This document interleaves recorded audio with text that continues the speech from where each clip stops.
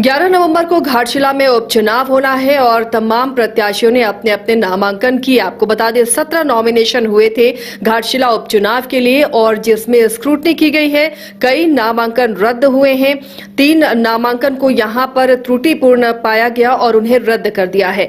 तो करिश्मा हमारे साथ जुड़ी हुई हैं, जानते हैं उनसे कि किन किन लोगों का नामांकन रद्द हुआ है, अब मैदान में कितने बचे हैं। करिश्मा, कुछ नामांकन रद्द हुए, अब घाटशिला उपचुनाव में कौन कौन चुनावी मैदान में है? जी आसिया, देखिए घाटशिला उपचुनाव पहले से ही सभी लोगों का यही कहना था कि दिलचस्प मुकाबला होने वाला है और माना जा रहा था कि इस बार 19 प्रत्याशी जो है वो चुनावी मैदान में उतर सकते हैं। हालांकि घटते घटते अब आसिया 14 हो गया है, उसमें से 3 लोगों का नाम जो है वो काट दिया गया है। यानी कि पहले ये कहा जा रहा था कि 17 लोग चुनावी मैदान में हैं, लेकिन उसके बाद अब सिर्फ 14 ही चुनावी मैदान में है। चूंकि 3 लोगों का नाम जो है वो रद्द कर दिया गया है। बताया जा रहा है कि सबसे पहले निर्दलीय चुनाव लड़ रही थी मालती टुड्डू, उनका नाम काट दिया गया है। ये कहा जा रहा था कि कई त्रुटियां हैं जो डॉक्यूमेंट सबमिट किए जाते हैं, या फिर कहा जाता है आसिया कि स्पेलिंग भी मिस्टेक हो जाता है तो उनका जो पर्ची है उसे रद्द कर दिया जाता है। दूसरा जो नाम है वो विकास पार्टी के है दुखीराम मांडी, उन्होंने भी नॉमिनेशन फाइल किया था आसिया, लेकिन उसके बाद ये कहा जा रहा है कि कई त्रुटियां पाई गई है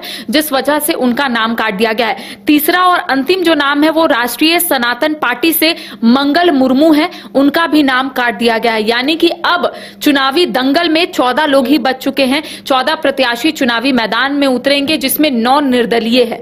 और अगर हम अलग अलग पार्टियों की बात करेंगे आसिया, तो जेएलकेएम के तरफ से रामदास मुर्मू चुनावी मैदान में है। इसके साथ ही एनडीए के तरफ से हम बात करेंगे तो बाबूलाल सोरेन चुनावी मैदान में है। और महागठबंधन के तरफ से बात करेंगे आसिया तो सोमेश सोरेन चुनावी मैदान में है। हालांकि पिछले बार आपने देखा होगा कि कई बार वहां से खबरें भी आती थी कि 19 से 20 लोग चुनावी मैदान में उतर सकते हैं, लेकिन उसके बाद यह कहा गया 17 लोग चुनावी मैदान में उतरेंगे। लेकिन जब लिस्ट आया आसिया तब पता चल रहा है 3 लोगों का नाम काट दिया गया है। अब चुनावी मैदान में 14 लोग अपनी किस्मत आजमाएंगे। लेकिन करिश्मा, लगातार बाबूलाल सोरेन भी चुनावी मैदान में दिखे, मतलब वो वहां पर लगातार विधानसभा का जब चुनाव हुआ उस वक्त से क्षेत्र में सक्रिय हैं, तो लगता है चंपई सोरेन का भी दबदबा है। हालांकि सोमेश के साथ सिंपैथी रहेगी लोगों की, लेकिन बाबूलाल भी कड़ी टक्कर दे रहे हैं। जी आसिया, देखिए बाबूलाल सोरेन जब से झारखंड विधानसभा का चुनाव जो है वो संपन्न हुआ था, हालांकि वो जीत हासिल नहीं किए थे, लेकिन उसके बाद से वो क्षेत्र का भ्रमण कर रहे थे, सक्रिय थे, लोगों से मुलाकात कर रहे थे। और कई लोगों का ये भी कहना था आसिया कि जितनी भी समस्या उत्पन्न हो रही थी बाबूलाल सोरेन भी उसका निदान कर रहे थे। तो ऐसे में देखिए कांटे की टक्कर जरूर है आसिया, और हम कह सकते हैं बराबरी का मुकाबला जो है वो यहां पर देखा जा सकता है। हालांकि अब त्रिकोणीय मुकाबला भी माना जा रहा है आसिया, जब से रामदास मुर्मू को चुनावी मैदान में उतारा गया है जेएलकेएम की तरफ से। उसके बाद जब जयराम महतो सभा को संबोधित करते हैं तो काफी भड़कते हैं। उनका कहना होता है कि घाटशिला में जितना काम होना चाहिए था उस तरीके से काम नहीं हुआ है। तो ऐसे में हम कुल मिलाकर ये जरूर कह सकते हैं आसिया कि सभी जो प्रत्याशी है अपने अपने दावे, अपने अपने वादे जो है जनता के समक्ष रख रहे हैं।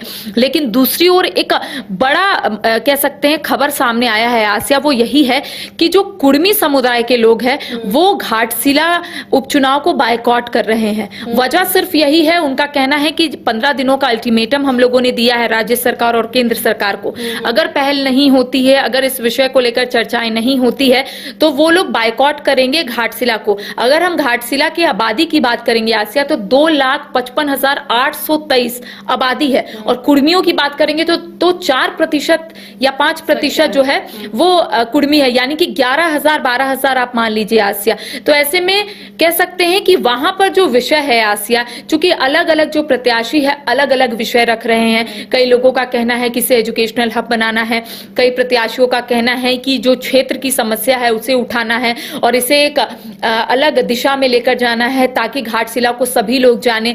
और अब जयराम महतो ने यह कहा है कि जो अब तक काम नहीं हुआ है घाटशिला में वो काम करके दिखाना है। तो सभी लोग तो वादे कर रहे हैं, लेकिन इस बीच हम ये जरूर कह सकते हैं आसिया कि सभी जो प्रत्याशी है, जो 14वां प्रत्याशी जो चुनावी मैदान में है, सारे के सारे अपने दावे, अपने वादे जो है जनता के समक्ष रख रहे हैं। आखिर जनता किसे अपने आशीर्वाद देगी ये तो वक्त बताएगा, लेकिन हम ये जरूर कह सकते हैं कि इसी बीच कई ऐसे प्रत्याशी है जो अपने वादे जनता के समक्ष रख रहे हैं और ये भी कहते हुए नजर आ रहे हैं कि जब वो जीत कर आएंगे तो घाटशिला को एक अलग दशा और एक अलग दिशा में लेकर जाएंगे। चलिए, तो चुनाव है, अपने अपने दावे हैं, कुल मिलाकर अब 14 प्रत्याशी चुनावी मैदान में है, लेकिन मुख्य मुकाबला अब यहाँ सोमेश सोरेन और बाबूलाल सोरेन के बीच में नजर आ रहा है। हालांकि जेएलके के जो उम्मीदवार है वो यहाँ पर ट्रायंगुलर फाइट की पूरी कोशिश करते हुए नजर आएंगे। फिलहाल इतना ही, आप देखते रहिए न्यूज़ 22 को।